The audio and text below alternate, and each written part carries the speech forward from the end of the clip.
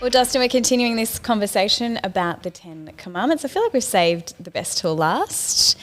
The 10th, which is, how can I find contentment? Or talking about coveting. Yeah. And I mean, this one's a bit different to the others in that it's less about, obviously, actions and more, it speaks to our heart. Yes. I don't know about you, but I mean, we learnt coveting, or I don't know about learnt, but we certainly exhibited it from a pretty early age. Yeah, I don't think a 5-year-old knows what the word covet means, No. but they certainly experience it. Yeah, it's a command in a realm of its own, really. Most of the 9 preceding it are all about our actions. So if you could imagine yourself as one of the original hearers, Moses comes down, he's got the 10 commandments and he's going through them. Honour your father and mother, tick. Take a day off, tick. Don't kill people, tick. And so most of them, it's like, okay, yeah, I can avoid doing that bad action. Whereas this one is an attitude. It's a command that speaks to the appetites and the inclinations and the affections of our heart, which to me makes it the most challenging of all of the 10 commandments. Yeah, I feel like if you've gotten through so far and you're like, I'm okay, it's like this one's pretty, it hits home. Absolutely. And like you said, I think it's innate in human nature. Like I was thinking about this in the lead up to sharing the message, which is on YouTube, and thought about my earliest childhood memories from like grade 1 at school. And I remember coveting being right there with me at the time. And, whether it was the other kids' lunchbox or the shoes that they wore or the car that their parents drove or, the gaming console that they had. We just never had gaming consoles. No. Did you have gaming consoles as a kid? We had, was it a Sega Mega Drive? Oh, you were one of those families. See, I coveted people like you. But we didn't have anything full price. Everything was half. Like, I still remember the day my dad bought me a shirt full price, and it was like a yellow rip curl shirt. And I was so proud of it. I think I wore it like every Sunday to church. And the brand part would have been the part that you loved the most. Yeah, absolutely. Yeah. And it even had like a little reflective part on it. One of those fancy ones. I think that's something that, we laugh about, and everyone listening would have their own. They're probably at the moment jogging through their own childhood They remember memories. the kid that always got roll-ups, whereas, I always got the apple. Yeah. Exactly. And so as we get older, I think that temptation to covetousness certainly doesn't leave us. It maybe becomes more sophisticated. Yeah. And we covet people's homes or that promotion at work or their social connections or their salary or whatever it might be. It seems like no matter where a person is at in life and no matter how good life has been to them, no matter what hand they've been dealt, all of us tend to, at some point, wrestle with covetousness. Yeah. There's so much being sold to us all the time, too. I think I read... Good point. Yeah, I think I read we see somewhere between 4,000 to 10,000 ads a day or messaging, Yes. Well, Instagram used to be actually like pictures that other people posted. Yeah. Now it's like 1 in 5 is something that your friend posted. It's just marketing. Yeah. And so I think we need to be aware of this. Like there are some big companies spending a lot of money to both appeal to the desire to covet that's within us and to create new desires within us. Yeah.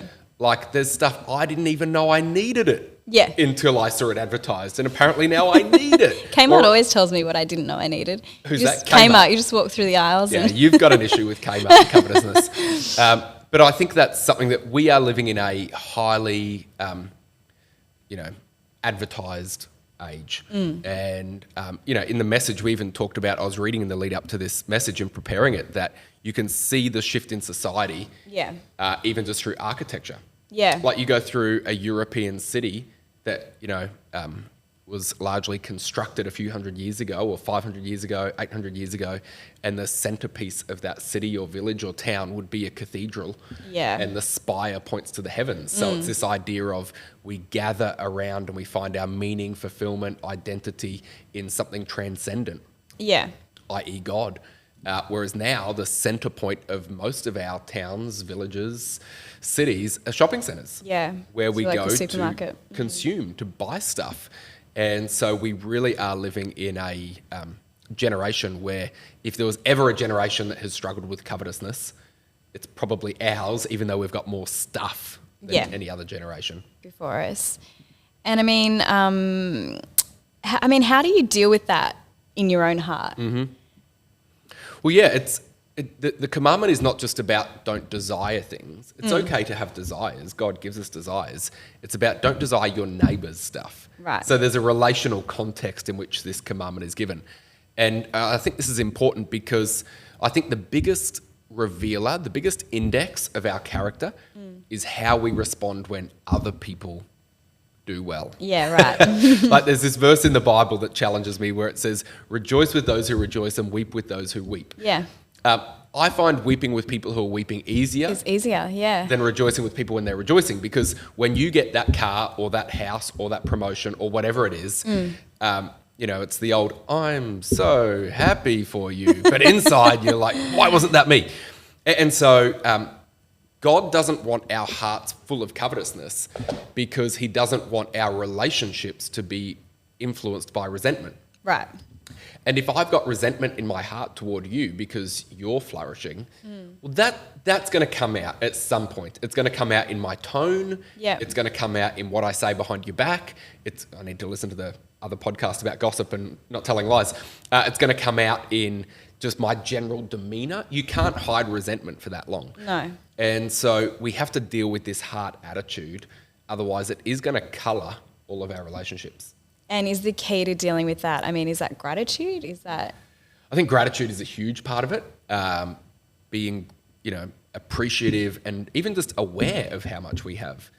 I think because we spend a lot of our idle time looking at advertisements, wandering around shopping malls, we're constantly putting our eyes and focus on what we don't have. We don't have, yeah. And so long as our eyes are focused on what we don't have, we're not appreciating and being grateful for what we do have. So I think that's a part of it.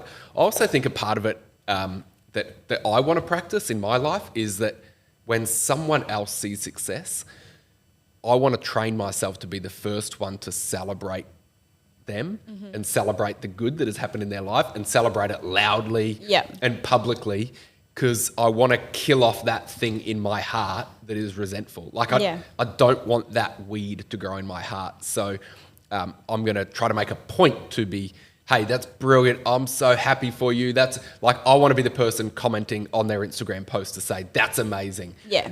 Because I think if we don't get proactive about it, that innate human nature within us that is outworked in resentment will choke up generosity within our heart. Yeah. And then that way it'll kill any sort of comparison and resentment, which we know that comparison is the, you know, biggest thief of joy. Absolutely. And I think you made a point too about human nature being insatiable as well. Yeah. The Bible says in Proverbs, which is the Bible's wisdom book, that the eyes of a man are never full.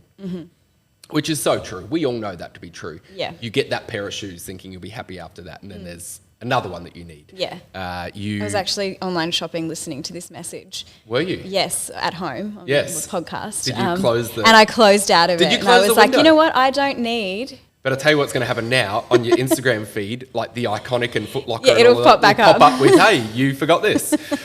I think when you recognise, at the end of the day, my human nature is going to be insatiable. So this idea that the next thing, or if I have what that person has, that it will satisfy me, it's an illusion. And you compared it to seawater, how it's just going to keep making you thirstier. You drink seawater, it's not going to help you. It's only going to aggravate the problem. I think as well there's a spiritual element to this, and something that I've found really interesting in studying this topic is that there's a link between the first commandment and the 10th commandment. So the first commandment is that we should have no other gods. The 10th commandment is don't covet.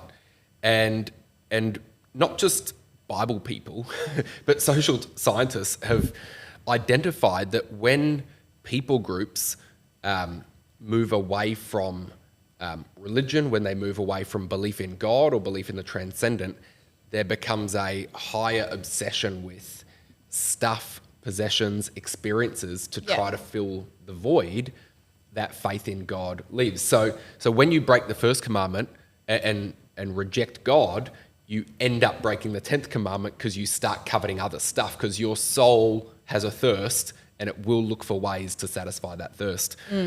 There was a report by the Australian government, commissioned in 1992. Yeah, I thought that was interesting. Yeah, 30 years ago now. So the author of this report was a guy called Richard Eckersley, who was a social scientist, not a Christian, not from a faith tradition that I could see. And he said this. He wrote of Australia's youth in 1992, so it's probably even more true now. He said, robbed of a broader meaning to our lives, we appear to have entered an era of mass obsession, usually with ourselves, our appearance, our health and fitness, our work, our sex lives, our children's performance, our personal development. It may be then the greatest wrong we are doing to our children is not the broken families or the scarcity of jobs, but the creation of a culture that gives them nothing greater than themselves to believe in. No God, no king, no country. To me, that's a fascinating insight into secular culture. As we've drifted as a society further from, or as we've pushed religion to the margins, we don't really need that. It's not important, it's archaic. We have at the same time become more obsessed with lifestyle, material possessions, relationships, sexual experiences, because our souls want to be satisfied. Yeah. And I think that actually points to a deeper meaning. I think it points to something about ourselves, that we have this internal void within us. Yeah. I think C.S. Lewis put it pretty well. And I think he said, if I find in myself desires nothing in this world will satisfy, I was obviously made for somewhere else. Just quoting C.S. Lewis off the cuff. I think he said it a bit more articulate than that. But no, I think that's about bang on. Yeah, absolutely. What is it with us that no matter how much we get, we've got a desire for more? Well, the fact that I have an appetite called thirst, that points to something real, which is water. Yeah. The fact that I have an appetite called hunger points to something that is real called food. The fact that we have an appetite for something beyond the material stuff of life. Yeah, right. The fact that people are into spiritualism and religion, and the fact, atheism is a relatively new historical phenomenon, really. Most people on the planet for most of history have worshipped some type of divine being or entity. And if that appetite is there, maybe it's a clue that there is a real thing called God. There is a real spiritual realm. There is more to life than just the material stuff and experiences. So, yeah, it's fascinating. It is, and it just shows, God's not just interested in how we behave, but in our hearts as well. And I've learnt so much over this series. It's been really good. And if you want to revisit any of these messages, they're all available on our YouTube and our podcast. Thanks so much, Pastor Dustin. Thanks, Corinne.